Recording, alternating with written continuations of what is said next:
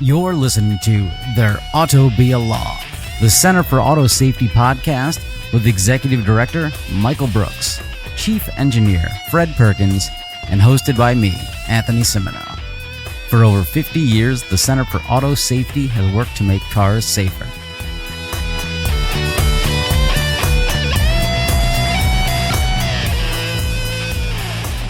Hi, and welcome to your daily relaxation podcast. No, I'm kidding. It's Be Afraid of Cars podcast. Oh, come on. I was looking forward to some ASMR. Oh, I'm sorry. Well, good morning again, gentlemen. Always a pleasure. Okay. Well, hey, listeners, it's the Auto Be a Law podcast, so that means Tesla. You guys ever heard of this thing called a Cybertruck? Well, surprise, surprise. It looks like Tesla has issued a stop sale order for new Cybertrucks because the cover on the accelerator pedal seems to slide off and then jam the accelerator in place so you go full speed. Is that correct? Is that what I'm seeing in this Jalopnik article?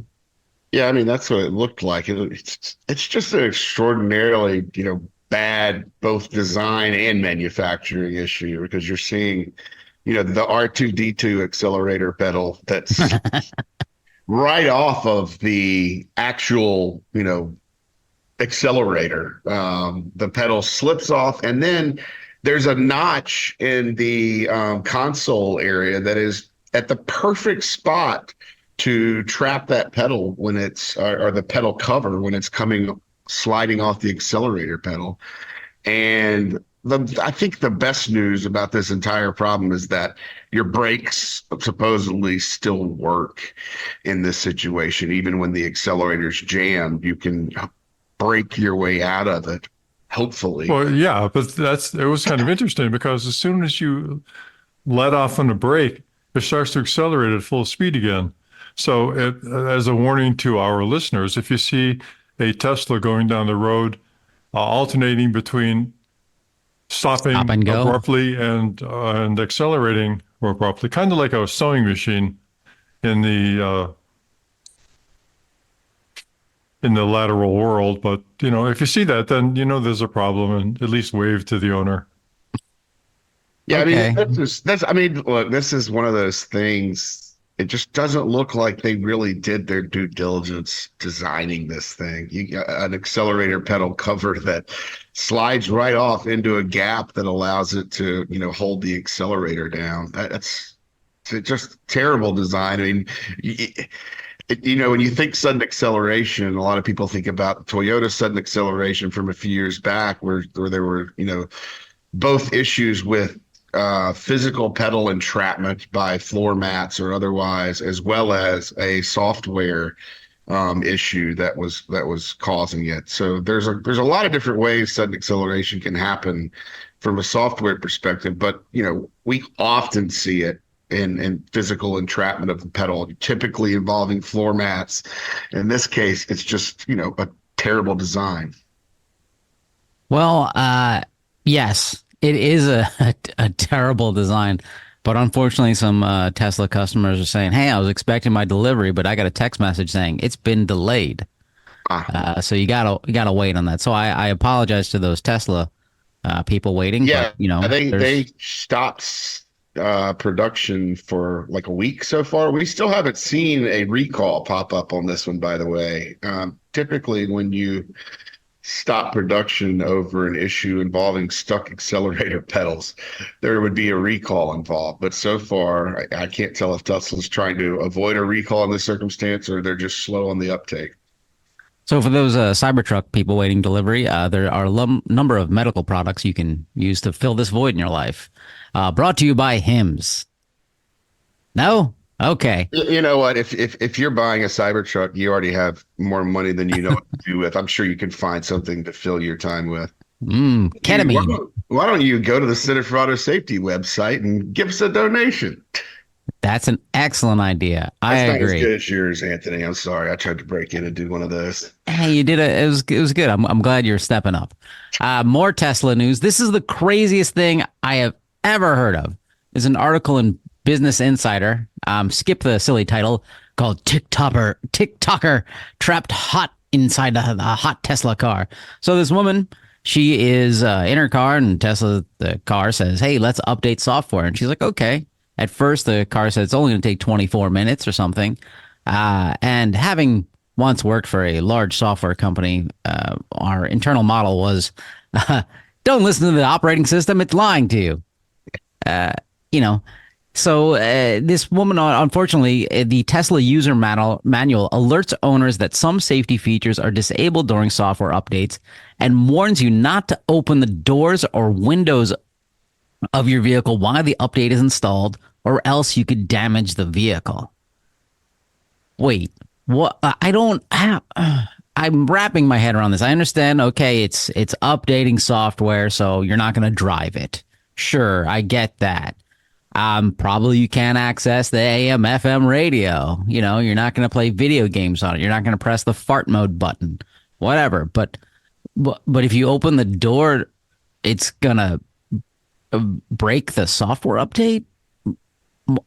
Help. I don't understand this. I don't totally understand that. I mean, I think what the user manual is trying to do is to get owners to just leave the vehicle alone while it's getting an update. That way there's less chance of issues. But I mean, in this case, it looks like she was aware that there was a manual release.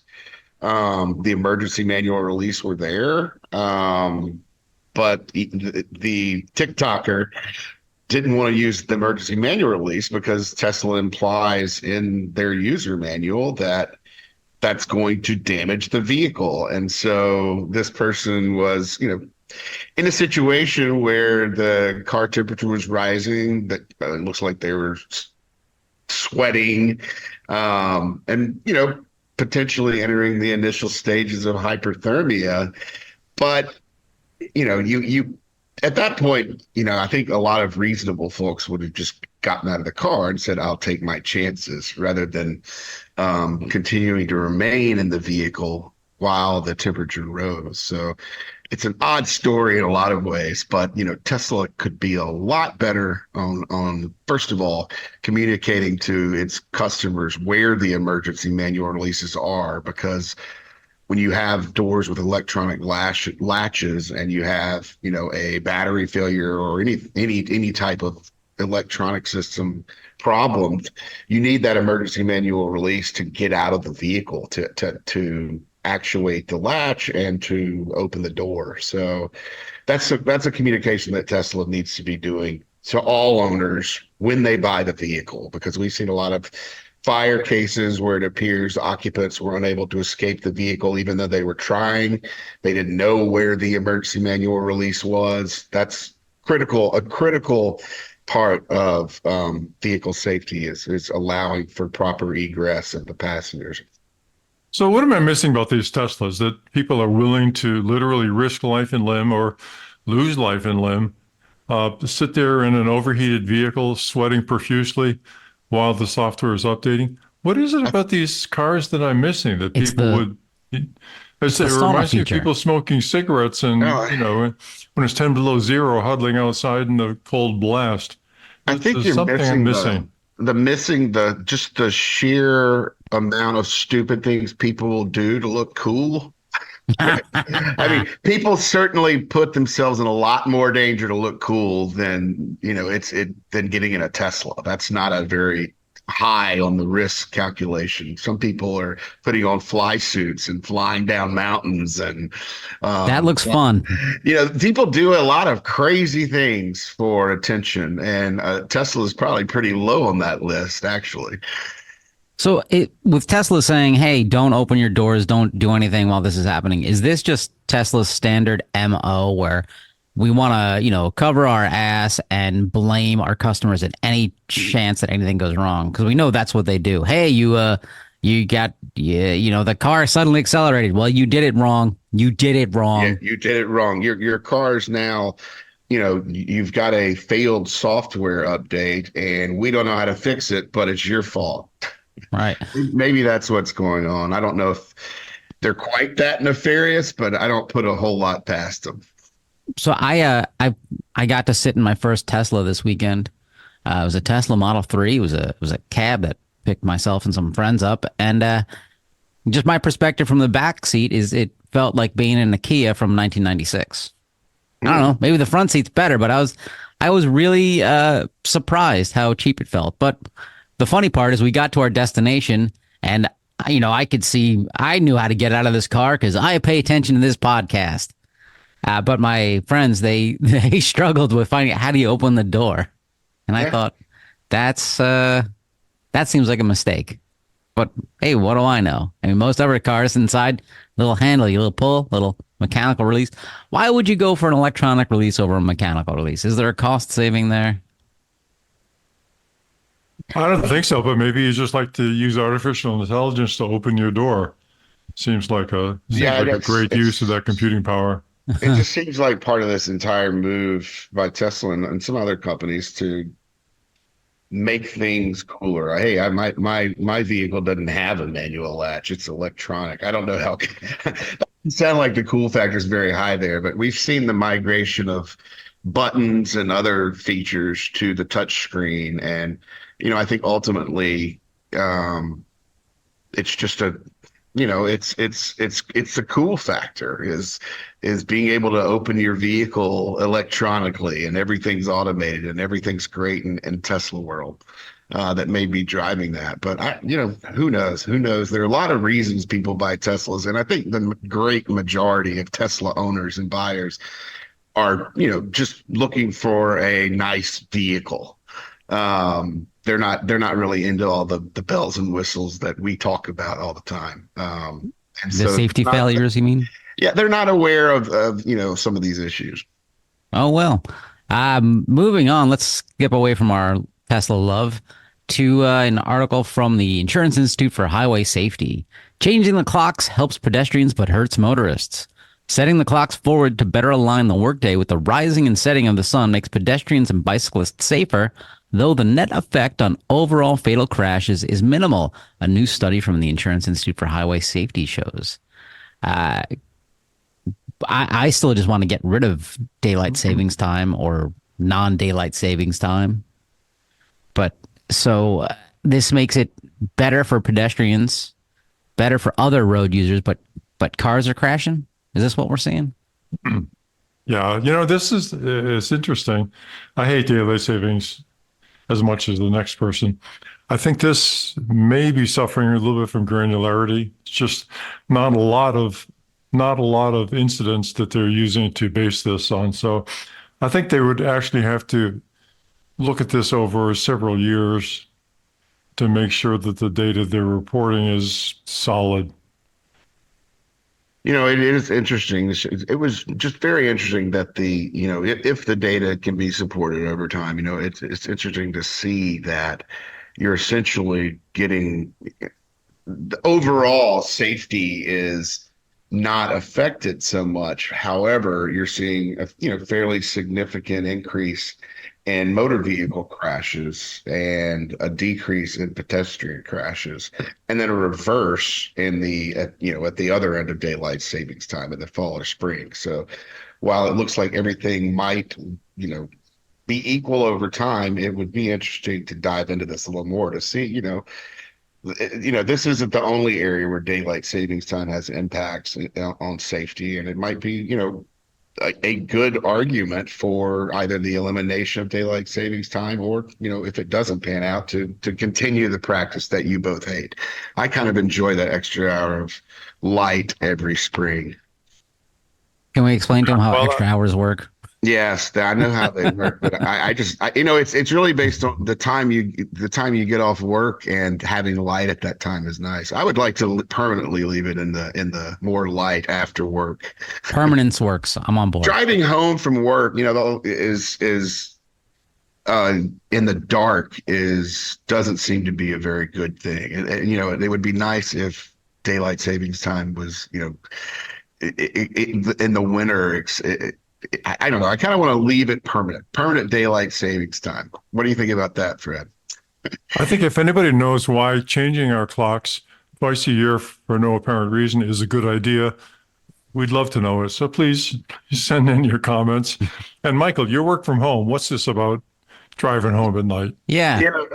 Because even now when I'm stuck in the city at 5 p.m., if it's the summer, it's great because there's still light on the roads. Roll your windows down. Even the traffic's not quite as bad. The winter it's a slog. It's difficult. Driving at night requires a lot more of your attention, and you really have to be focused. And I think that's probably the main reason behind that rise in vehicle crashes at night, is because of that. It's so much harder to drive at night. So if you have opinions about daylight savings time, please listen to Fred Perkins' other podcast called Daylight Savings Time, Asleep at the Wheel. Okay, that was not the best one. Moving on, an article in governing.com for the people making government work. Ooh. The article is titled One City's Quest to Rein in Reckless Driving. It talks about Milwaukee apparently has some really dangerous intersections, and they're trying to reduce these crashes and fatalities. My favorite line from the article is, the reasons for the increase in deaths and serious injuries are varied, including the growing size and weight of American cars. We've talked about that. Americans got big, fat cars. More weight equals more death. So right now is a good time to go down to your GMC dealer and put a deposit down on your Hummer EV. 9,000 pounds of I hate everyone. All right.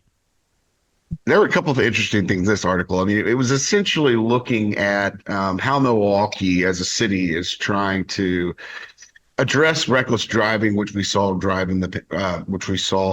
grow or increase during the pandemic. And, while, I think we've seen decreases in crash fatalities now for 7 quarters or so in a row, they're still very high. There's small decreases. We're still over 40,000 deaths a year. So, Milwaukee is continuing to try to address this issue. And, the article discussed a couple of things that I found interesting. One is something we've encountered before. Milwaukee is trying to put in a lot of changes into, intersections and their roads. And at the same time, state lawmakers in the Wisconsin legislature who are focusing on the reckless driving problem are passing bills that basically just increase penalties for driving, increase penalties for people, after they've been caught. Whereas, the solutions that Milwaukee seems to be trying to get to are solutions that could actually prevent some of the reckless driving, road diets, and there are a lot of other measures. Wait, what's a road diet? Basically reduce the amount of lanes or traffic that can go through a road. Okay, so if it's a 3-lane highway, they drop it down to 2-lane? Yeah, you could, and it's similar to when we talked earlier about, the more traffic there is, the safer the roads are. It's kind of like when COVID started and the roads opened up, because less people were on the roads. That's when we started seeing more people drive recklessly. So it's almost, and we also discussed, I believe, previously on the podcast, how you can reduce the size of lanes, and just reducing the size of lanes has a positive impact on safety. So that's another form of a road diet, literally shrinking the lanes. I love this road diet. Oh my God. Forget about Atkins. Yeah. My road diet is beef jerky and Gatorade. Oh, God. Don't get into a car with Michael without the windows rolled down. But it was interesting. It's interesting to see the kind of the city-state tension there. There's obviously, they're not on the same page in trying to address what the problem is. But also, there was this just kind of a brief note in the article, something I'd never really looked into a lot before, or thought about. But it described kind of the risks to people on the road in terms of like public health and infectious diseases. And it's the cause of injuries and death in traffic collisions is kinetic energy. And basically it looked at kinetic energy as a pathogen that needs to be eliminated using some of the same ways you would eliminate, or reduce exposure to a virus. Um, and I assume a road diet could be one way of going at that, but it was just a really interesting way of thinking about uh, auto safety and traffic crashes in general. Is that they're it's a virus. Does that scare you a little? A little bit, but from the article, they talk about one of the ways as a Donovan, a Republican who served on the Milwaukee Common Council. What his argument is what you touched on is he's saying the best way to get a hold of the problem is to set the right penalties and consistently punish the worst offenders, which is interesting because there's pretty much every road around me and the entire state of Connecticut, where I think it's the Sawmill Parkway. I'm not sure which one, but the speed limit is 45 miles per hour. No one goes 45 miles per hour. If I drove the speed limit, I would be causing an unsafe situation. Everyone's doing a minimum of 60. There's no enforcement of this stuff. And I'm not, saying, hey, everyone gets speeding tickets, but there's not really road laws being enforced. Is Does that kind of lax enforcement? Does that just encourage people to say, hey, let's drive like we're all in Connecticut, and people in Connecticut drive like there's people around you? Yeah, I mean, God. enforcement definitely comes into play. I mean, we also think that's behind the rise in reckless driving and speeding during the pandemic. Is around the same time we were seeing lower. Well, enforcement's an issue, of course, but you've got to address the human problems and the financial problems associated with putting enough police everywhere to actually have an Right, efficient enforcement policy. You can't arrest everybody. right. Sooner or later, the public will is going to overwhelm the amount of resources you've got, unless you're in 1935 Germany. But sooner or later, you've got to have laws that are, reflect what people are actually going to do. And this idea of penalizing your way into traffic safety is an awful lot like the drug wars, where people tried to penalize their way into eliminating marijuana. How's that working out? Well, Yeah, weren't you chased by a tank trying to grow marijuana as a Yeah, teenager? but that hardly ever happens. But the really, you got to have enforcement that's reasonable, realizable, and that will be effective. And you can't arrest everybody. Yeah, and the ultimate problem, I guess, is that you can't arrest everybody. And not only that, the thing here that really kind of makes me a little angry is we've got the technology that we could be putting in cars to prevent people from speeding and to prevent many reckless behaviors. But, intelligent speed assistance is ready to be installed in every vehicle in America, and it's not being done because it's not required and because the automakers are resisting it furiously because they don't want to have to try to sell cars to Americans who think they should be able to speed and go as fast as they want. And the technology is here. We could be putting that into vehicles rather than increasing penalties and trying the enforcement route, which has been tried now for over and over again. It's never going to completely eliminate the issue. Whereas having a fleet of vehicles on the road that can't speed would do so. But I like this road diet thing because that seems to be the exact opposite of how we approach roads in this country. We're more like on the road stretchy pants approach, where it's like, hey, let's just keep adding more and more lanes.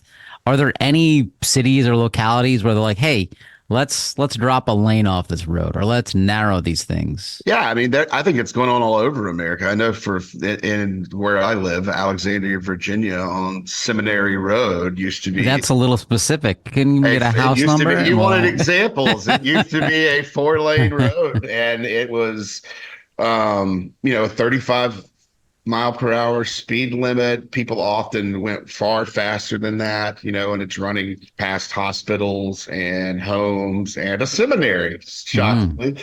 But what they did was took it down to 2 lanes, reduced the speed limit to 25 miles per hour, and put bike lanes on both sides. And, the alpha male in me was a little upset because, it's going to slow me down on my way to my doctor's office that's on that street, right? But then now when you drive on that road, it's just so pleasant.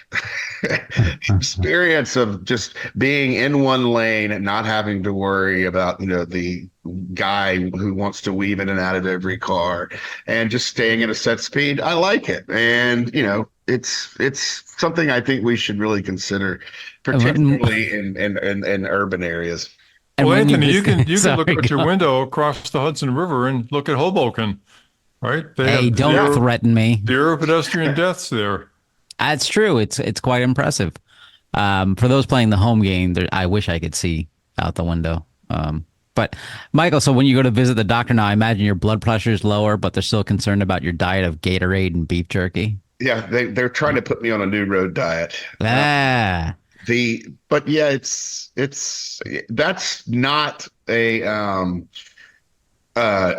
wild guess there. I mean, my blood pressure does go up, and in fact, sometimes I have to get it checked at the start of the appointment and at the end of the appointment because driving in DC in traffic raises my blood pressure.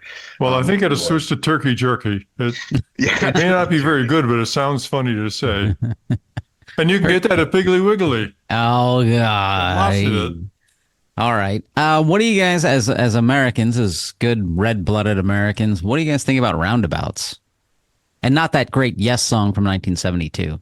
well, being in DC now for over 20 years, I've gotten used to roundabouts. Right. I've never driven in Europe, but in there's I don't know, they're significant advantages to roundabouts. This is kind of the article that you're referring to here is they installed a turbo roundabout in California, and it basically allows people to move through what used to be an intersection without involving, vehicles that are, you don't have people running red lights anymore. You don't have the severe side impact collisions that you would see when you install a roundabout because everyone is flowing in generally the same direction. What you see and what they're seeing in California they're seeing a lot more crashes, but overall those crashes are far less severe. So they attribute it to people getting used to the roundabout and that sort of thing. I mean, I think, even long term, you might see more crashes at a roundabout. In fact, you could probably see 2 or 3 times as many crashes at a roundabout. But ultimately, if no one's dying because there aren't any side impact collisions or head-on collisions or any other type of high-speed dangerous collisions in a roundabout, then it's acceptable. The insurance company might be having to pay for more damage to vehicles, but they're having to pay a lot less out in medical expenses and other really significant expenses that are caused by deadly crashes and crashes with severe injuries. Yeah, but let's be clear. This is a 3-lane roundabout that we're talking about. So it's kind of like a blender where you've got, 3 lanes merging into 3 lanes and people crossing over to get out of the exits. There are some of those in Washington, D.C., I know. Yeah. And those are always fun to navigate. Washington Square, I think, is one of them. But not every roundabout has that characteristic. Most of them are 1 lane. And I think that if they were to combine this blender style roundabout with some traffic calming before the traffic got into the roundabout, would probably eliminate a lot of that aggression that people are, seeing inside the roundabout, trying to move over very rapidly from lane to lane in a very constricted space. So this article from SF Gate talks about the first turbo roundabout in California, which was installed at a notoriously dangerous intersection near Gilroy. And for those of you who don't know, Gilroy smells like garlic because they have a massive garlic factory there. It's amazing. They have a garlic festival, whole thing. But what makes this turbo, which is mind blowing to me, is because I've gone through a number of roundabouts, and you can go from lane to lane, just wee. This has they call Jersey barriers, basically concrete barriers separating them. So I guess what happens is people are not used to this. They panic and they're like, let me smash into this barrier. Yeah, it's Um, weird. It's like once you get into the lane that's taking you to where you were intending to go, you're stuck there and you can't really get out. That's part of what, and I guess some people are just, there's certainly a learning curve with roundabouts, especially if you've, grown up in Mississippi like I did and never seen one. right. And they're having a crash on average, one crash every 2.5 days on average. Compared to before they had this roundabout in, it was one crash every 8 days. And basically, Caltrans, the California Highway, people who manage the highways, I don't know, they're saying this is just a learning curve. People will get used to this, which strikes me as odd because there's these great roundabouts I went through in Montana, and like no one had any problems there, and they were very pretty, and they were not turbo though. There were no turbo pop and lock with ozone. Brought to you by Electric Boogaloo 2. Wait, Yeah, what? a turbo roundabout sounds cool, but I'm sure it's subject to the same learning curve that other roundabouts would be. And I think they're good. They're great. I think they're not really slowing you down. They might feel like some people, if you pull up to a green light and you keep going straight through, obviously that's faster than a roundabout. But, if you factor in all those times where the red light stops you, roundabout starts sounding like a pretty good idea, particularly for longer red lights. And then when you factor in the fact that they're going to be less severe crashes at intersections where roundabouts in play versus stoplight, it's kind of a no-brainer. And it's one more thing I think a lot more cities and states need to look into. Listeners, tell us what you think about roundabouts. And while you do that and you think and you're starting to compose this message, and after you've donated at autosafety.org, we're going to turn to Mr. Fred Perkins, and he's going to give us an update on the Consumer Autonomous Vehicle Bill of Rights. You've now entered the Tao of Fred. I'm ready to go here. Fire away. Affectionately known as cave bore internally here. So we've had that out for about a year, and there's certainly been widespread public acclamation and acceptance of this. No, wait, maybe not. I like it. So why do we do this at all? Well, because there is no set of requirements that the AV industry needs to use when they're building these things. And too much of it seems to be a solution in search of a problem sometimes. So we thought that we should put together this minimum set of requirements that AV should conform to before they're put out on the road for public use. So I'm just going to run through them quickly. We've reorganized what we had before a little bit into two sections: operational design requirements and AV legal requirements. And there's some new information here. So just going through it quickly. AVs shall not increase the risk of injury or death inside or outside of an AV compared with comparable conventional vehicles. Well, interesting, there was a note here that the AV industry has suddenly gone from 7 million miles driven to 77 miles driven overnight, which seems like a remarkable thing, but we'll need to look into those statistics a little bit. Second, AV shall secure, verify, and authenticate operational commands and external communications.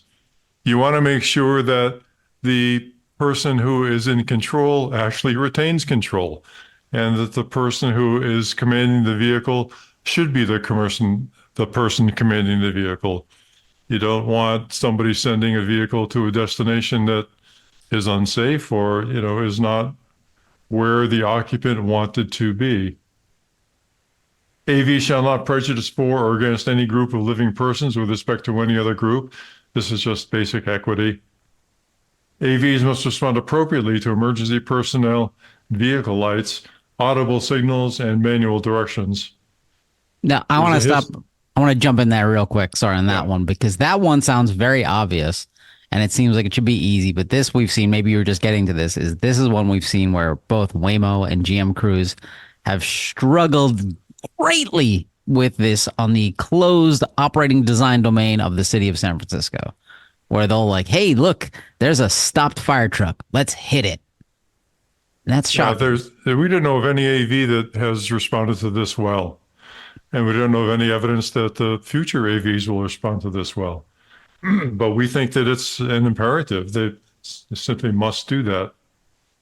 Next one up is AVs shall not be programmed to violate motor vehicle laws or customary rules of the road. As Anthony has observed a couple of weeks ago, a lot of the activity that goes on in intersections in New York City and probably elsewhere around the world is based upon the body language of the people in the cars. Subtle cues like famous hand gestures sometimes, and and other body positions that give people information about when it's safe to progress through an intersection. Perfect example is you come to a four-way stop, and who remembers which you and four cars arrive there. Which car has right of way? No one's wait, hold on, let me pull out my manual and remember this. No, you're making eye contact and figuring out who looks like they're on PCP and just going to ignore this and go ahead. Yeah, there's all of that. Yeah. Next, the AV shall expedite first responder safety and safe rescue recovery of persons injured or killed after a crash, including providing means to readily render vehicles safe for first responders, second responders, and bystanders. And we're happy to note that NHTSA is now responding to this, and they're putting out is it a rule, Michael, or a note that is requiring some support for this among They are the putting developers? out a new version of their battery spillage rule is what it used to be. It's about, I think it's around 20 years old. The electrolyte spillage rule. It's FMVSS 305, and what they're doing is putting out FMVSS 305A, which mostly harmonizes with the Europeans to prevent battery problems. There's a lot to it. There's something we may cover in more detail later. But also, as part of that rule, they're going to require manufacturers to submit plans to NHTSA for posting on NHTSA's website that'll be available to first responders, so they know how to interact with each and every model of that manufacturer's electric vehicle battery. Well, that's a great move by NHTSA. So thank you for that. This next one up, AVs shall safely transition between political boundaries without increasing risks to occupants or vulnerable road users.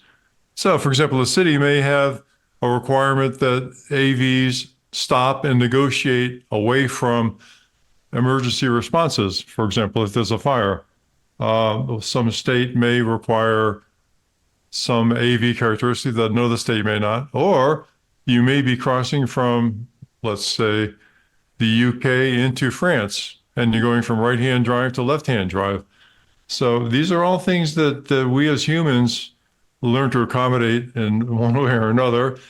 So a particularly scary day in my life was when my very aggressive father-in-law was driving on the wrong side of the road in Ireland on winding streets with a lot of sheep around. But so that transition with political boundaries can be interesting.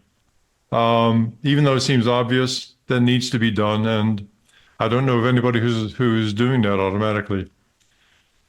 Next one up, AVs shall assess safety critical functionality and parameters, report anomalies to operators, occupants, and authorized safety inspectors, and mitigate anomaly safety impacts.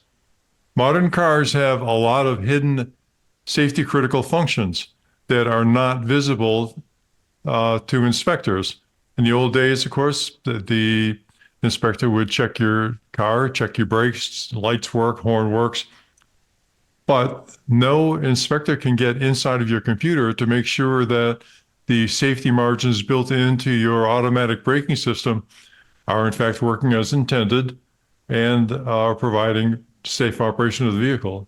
There's got to be a way for AVs to report that out. There's got to be a way for third parties to inspect the vehicles to make sure that the damn things are working the way they're supposed to work. That's what this is all about. Next one, AV shall include on-demand capability to expedite safe egress of its occupants, including when electric power is unavailable. We actually talked about this earlier, where somebody was in their Tesla cooking while the software was updating and was instructed to not open the door because that could damage the vehicle. This is just insane that anybody would ever put a car on the road that doesn't let people get out of it safely. Yet there's no requirement that AVs do that. And we have several instances of people who are in AVs or AV-like vehicles who are dying because they can't get out of a car in an emergency situation. Is there Most recently, a woman in Texas who was trapped in a car that was submerged in a lake. is there a requirement for non-AVs, just for your average car, to have like mechanical releases so you can get in and out? Well, there's a door latch requirement that essentially covers that. However, the issue that we're seeing is with the electronic door latches, which aren't a manual physical connection there. Well, that's what I'm wondering. Like, Yeah. why isn't that a manual requirement there? NHTSA hasn't gotten around to it. Hey, NHTSA, we applauded you on one thing earlier. I Big think there may be thumbs a down manual emojis. requirement. I just the problem with the manual releases that they're not readily available and known to everyone in the vehicle. So it's something you have to specifically look up for the vehicle rather than NHTSA coming out and saying, here's where the emergency manual door release is going to be so that everyone knows it's going to be here. Right now, the choice is to manufacturers to put it wherever the hell they want. Got it. Manufacturers are putting cars on the road that can trap you and your family inside of the cabin when it bursts into flames. And they do burst into flames spontaneously sometimes. This is just insane. You got to be kidding me. How the hell is it? Excuse me. Again, that's why I said welcome to this show called "Be Afraid of Cars." Oh, unbelievable. Okay, so those are what we've got as minimum requirements. No doubt there's other requirements that should be there, but please, somebody, put some requirements in place. For God's sake, people are dying, and more will die in the future.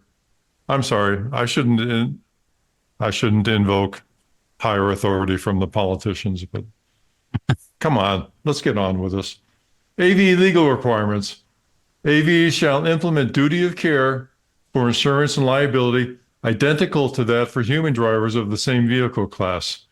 No AV vehicle occupant shall be liable for the actions or consequences of its automated controls. We've seen over and over again manufacturers forcing people into court into product liability claims when they're injured by the car. And, this is, again, something that we need to mature away from. This has long since been settled law for conventional vehicles. And why it is not settled law for autonomous vehicles is, again, insane. It's just advantages the manufacturers. I guess you could say, well, since the stock price of certain manufacturers is tanking anyway, what the hell? You might as well let it go down further. But from the human perspective, from the perspective of the consumer, there's got to be a simpler and more just way of settling these claims than forcing people into court. And how many years now for the settlement in California, Michael? 5 years since the Mr. Wang was killed Yeah, that by was the Tesla controls. 2018, so 6 years. So, from a consumer point of view, would this be? This sounds like a very helpful way for them to understand if, like, let's say I go out and I purchase a car, and then I say, hey, for an extra $199 a month, I'm going to buy something called full self-driving. Everyone tells me it drives itself. It's amazing. It's the greatest thing since sliced bread. But if Tesla won't take liability for it, it's probably not autonomous, right? So until one of these companies says, yeah, it's an autonomous car, and to prove it, we're going to accept liability if something goes wrong because we're driving. Is that the only time a consumer should feel confident? No, not even then, because that's what Oh. Mercedes did with their level 3, was they said, we're going to take responsibility for X, Y, and Z. But and I can't remember the specific details of it right at the moment, but they were leaving out some really important parts. So Like no, if it's a Tuesday, no, do not trust them. It's a good rule. ever. Okay. So if a car company tries to sell you something that's autonomous, they're lying to you. Golden rule? The next time you're in the showroom, ask them about Phil Koopman and Bill Wyden and how the vehicle conforms to what they suggested, the requirements for a duty of care. The I will salesperson will stare at you blankly, but you might be able to use that in a negotiation. maybe, So, and they'll say, "How did you get inside this Lucid dealership?" and they'll say, "Wow, we listened to there ought to be a law, and we just know about these things." Next one up. AVs shall not sell or distribute personally identifiable information to any person, to any third parties, without their explicit consent. You know, I just read something by Volvo touting their safety program and how now they're using advanced chips with, 10 teraflops or something like that. And so everything's wonderful. Hmm. And they said that they are bringing information in from all of their users.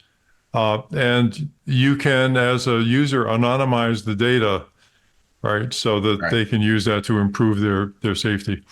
This is pure bullshit because if you are sending data to a company that identifies the geography, the intersections, the location of the incident, so the company can use that to improve their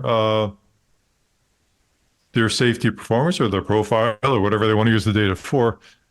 If you overlay that with a person's cell phone usage, they know exactly where you were and when you were there. Uh, if maybe you're okay with the world snooping around and knowing exactly where and when you go, and maybe you don't care about states regulating your medical care and putting you in jail for your choice of doctor. Maybe that's not important to you.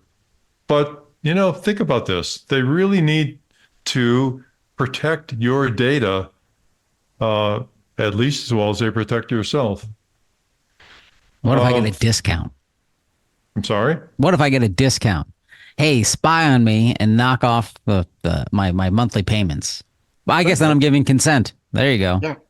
Well, actually, Okay, I'm fair surprised enough. there's never been a software company that monetizes your privacy by saying, okay, all of your privacy data goes through us. We're going to give you a cut of whatever value we get from selling this to the data brokers out there. You That dirty seems like a rat really good communist. opportunity for somebody, but I digress. Okay, finally, AVs shall collect and report research and development data to monitor safety, performance, and reliability.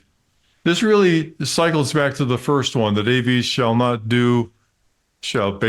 do no harm until you've got metrics and statistics that allow you to compare automatic operation with manual operation of these vehicles, including not only the metrics themselves, but also the statistical confidence you can place in those metrics. Until you've got that, you cannot use driving experience as a way of establishing that these vehicles are safe at all or safe enough. What you can do, what the industry could do, is set up test situations that they know are very challenging for the AVs and they're very challenging for humans as well, and start to generate some test case data on these very difficult circumstances. They're really coming at it from the opposite end. They're saying, well, we're going to drive these things, easy. We're going to define anything that isn't within our scope of easy action as an edge case. So we'll just dismiss everything as an edge case that, is difficult for us to accommodate. What they should be doing, in my expert opinion here, is they should be establishing situations that test the limits of their capability, test the limits of their safety capability, and using those to develop the data that they need for both humanistic response as well as a machine response going through those circumstances. Easily done. It's done in sophisticated development all the time. It's expensive, and it requires the companies to use their capital instead of the deaths of unwitting test subjects. This actually harkens back to war capitalism and the cotton industry, but never mind, we won't go too far into that.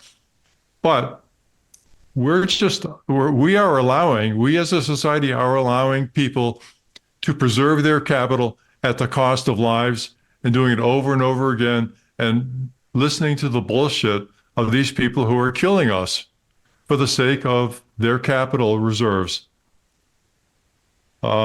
bit of a digression. Okay. But AVs shall collect, report, research, and development data to monitor safety, performance, and reliability. So, And that's what we've got.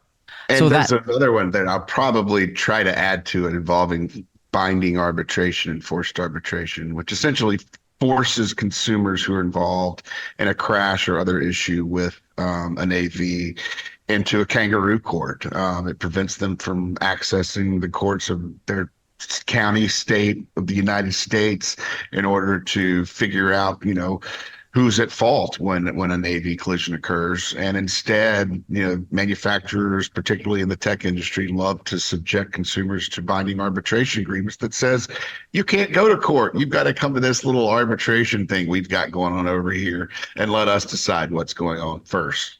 But that's a problem. Yeah, this little arbitration thing that we have funded, Yeah. and where we have selected the arbitrators, and by the way, you have to do it here in Ypsilanti, Michigan. If you happen to live in Tulsa, well, that's just too damn bad. You got to come to Ypsilanti to get it done. so the last one. But before, excuse me, Anthony, just one Sure. more. This is still a work in progress. We are going to polish this off. We're going to put it on the website with some supporting information. Please give us your comments. Please send in your, whatever comments you got, your observations. We want to make sure that the consumer's viewpoint is represented in this first and foremost, not the technology that's driving this, not any kind of whiz-bang factor, and not any kind of very rich person who happens to like to project their personal opinions out into the public sphere. So my first bit of feedback is the last one you talked about saying you got to collect the safety data. How does that conflict with the one prior to that saying they can't collect data and anonymize it? Because there seems to be a slight rub there. I don't think so. I don't think there's a rub there because the data that says, using selected metrics that these vehicles perform according to the metrics or not, doesn't have to have anything to do with the specific geography and the specific sites where those metrics were collected. Okay, so what kind of safety? We're looking at a statistical basis rather than specific instances. Okay, that clears it up for me. Any other questions? Bueller? All right. And with that, it's time for some recalls. Yay, we love recalls. Oh, a rare entry to the field, Ford Motor Company. 456,565 vehicles, 2021 to 2024 Ford Bronco Sports. And these vehicles have an insufficient calibration strategy for detecting sudden battery degradations. Which can lead to the vehicle unable to restart after an auto start stop event or experience a stall while coming to a stop at low speed. Oh my God. And this is for the 12-volt battery. This is not, and this applies to, this also applies to the 2022-2023 Ford Maverick. There we go. And 21 to 24 Ford Bronco Sport, which I believe is the 9th recall on those. They're starting to rack them up. Well, Ford is, they're more aggressive, it seems, than other manufacturers on recalls. That's one way to put it. You could also probably suggest that maybe they've worked their way into a lot more recalls than other manufacturers by, putting bad products out there. That's still kind of a debate there as to what's behind it. I think that the latter is probably more accurate. Okay. We got another one. About this recall. Oh, sorry. One thing about this recall is it's basically, you've got to have the 12-volt battery there's a lot of calculations that are going on in the newer vehicles involving the 12-volt battery. We've started to see, as vehicles have had more software and electronics loaded into them, we've started to see, more demand placed on the 12-volt battery. And in this case, you also see that the stop-start button's involved, which is also putting additional strain on your 12-volt battery since you're restarting at every light. Basically, the system here wasn't properly monitoring the status of the 12-volt battery, and the vehicle didn't know that the 12-volt battery was out of charge. And so nothing was working right here. So NHTSA put a lot of pressure on Ford starting in October of last year, because they saw a lot of owner complaints where all these problems were resolved as soon as the owner replaced the 12-volt battery with a new one. And ultimately, they found out, Ford did through a few months of investigation, that they had a problem, and so now they're going to, I believe, update calibrations for the battery and do some work on software. But there aren't any physical parts being replaced here, and the recall is scheduled to start next month. So owners of the new Broncos and Mavericks will have about a month to wait on this one. All right, moving on. Our next recall, a little company called Ford Motor Company. Ha ha! 1,209 vehicles. This is a Ford licensed accessory for the Ford Bronco Sport Hood Scoop. Yeah, hood scoops can detach while driving and can damage the windshield and or create a road hazard. Oh, the root cause remains under investigation, but contributing causes have been identified. Why? This is This just one's interesting for a couple fetish thing. reasons. Yeah, it is. This a hood scoop does absolutely nothing for the vehicle's performance. And they're meant to look like um, a real, I guess a real hood scoop would be one that's part of the air intake system that's intended to let air flow over the engine compartment and cool the engine compartment. Here, Ford is selling them as aftermarket accessories to people who just want to look like they have a high performance Ford Bronco. They do nothing. The remedy here is not a fix because these parts don't do anything. It's a refund. They're just going to give people their money back. So if you see a Ford Bronco driving down the road with a hood scoop, you'll know Duck. that it's like a cufflink. It's an accessory. It doesn't do a whole lot. Actually, Cufflinks are cufflinks cool. do more than hood scoops. All right. Next up, we have Fred's automobile from Aston Martin. 2,902 vehicles, the 2021 to 2024 Aston Martin DBX. The battery fuse box just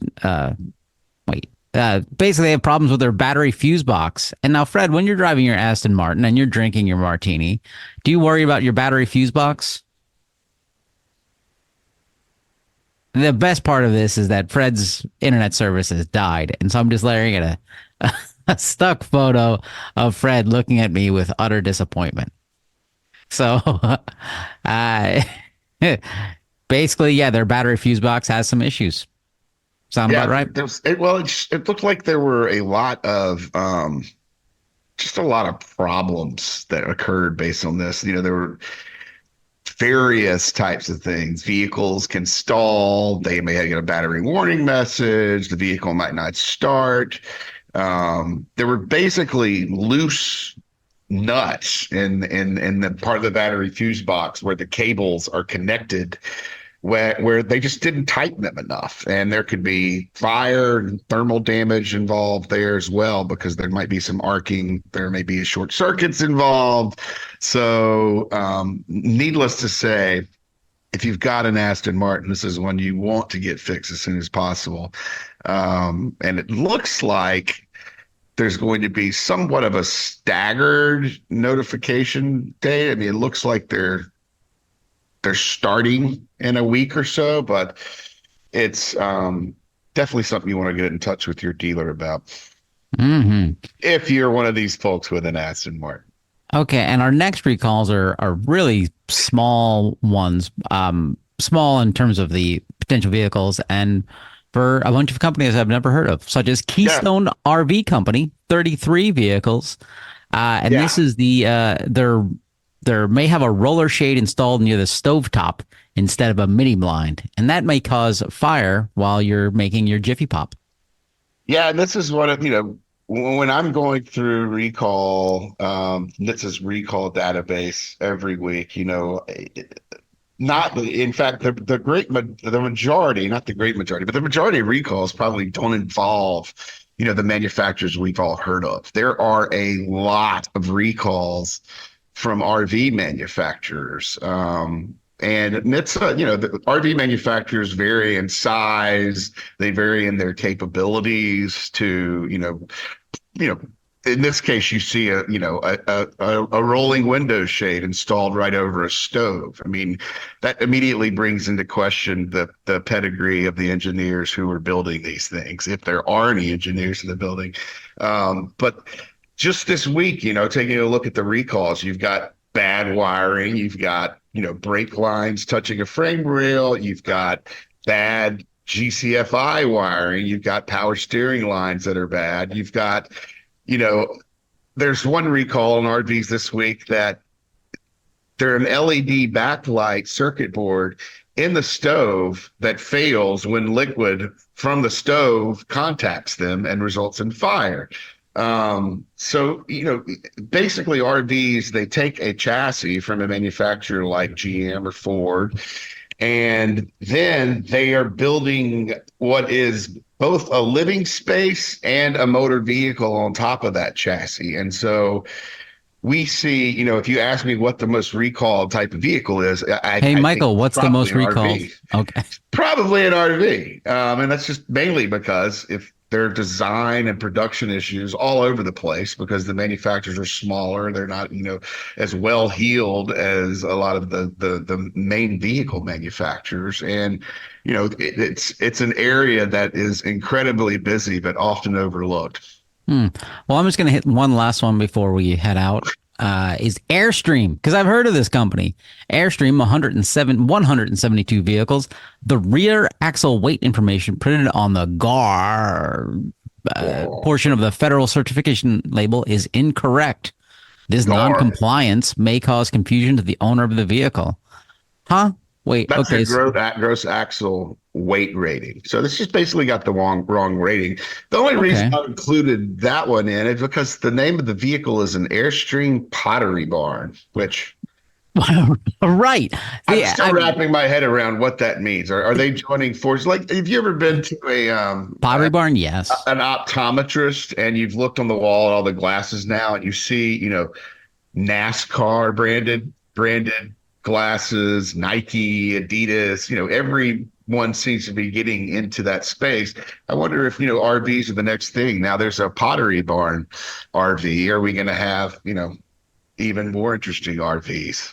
Oh, so hey, sorry, listeners, my power went out and I dropped out for a minute. Did I miss anything good besides Pottery Barn? Nope. Nothing. Nope. Don't listen to the episode. Definitely don't want to hear the last 5 minutes of the show. All Nope. right. Hey, Anthony, how do people send in their comments on the cave bore? Hey, you can go to autosafety.org and up top in the navigation, there is the AV Bill of Rights. You can click on that. And on that page, it lists out all of the current AV Bill of Rights. And then on there's a little form where you can say, hey, I've got some thoughts about this. This is what I want to do. I want to put in my feedback and say, this is how I would change things. Or, hey, you guys are nuts, man. There are 70 million miles of autonomous vehicles being driven if we include boats with automatic tiller things. And, but that's how you do it. Autosafety.org. Click on AV Bill of Rights. At the bottom of that, there is a form. Very simple. You can also visit Michael in Arlington, Virginia on Seminary Road. Write down your suggestion on a brick, include a $20 bill, and just toss it through his living room window. Yep. Okay. Do we have a prize for the best contribution or a gift certificate for Piggly Wiggly or anything we can give people to encourage them to send in their comments? Well, how about a date with Mr. Fred Perkins? See, that's the part of the show you missed. I've been working on my conversation repellent skills for a long time now. I'm not sure that's a good idea. Yeah, we don't even have your microphone turned on. He's checking his microphone. All right. All right. With that, thank you so much, listeners. Please give the star 5 shows. Wait, what? Give the show 5 stars. Yeah, don't drive drunk. Don't host a podcast drunk. Tell all your friends, subscribe, tweet, TikTok, retweet. Don't update your Tesla while you're sitting inside of it. Don't figure out where your manual release is on your Tesla. That's what I want people to write in.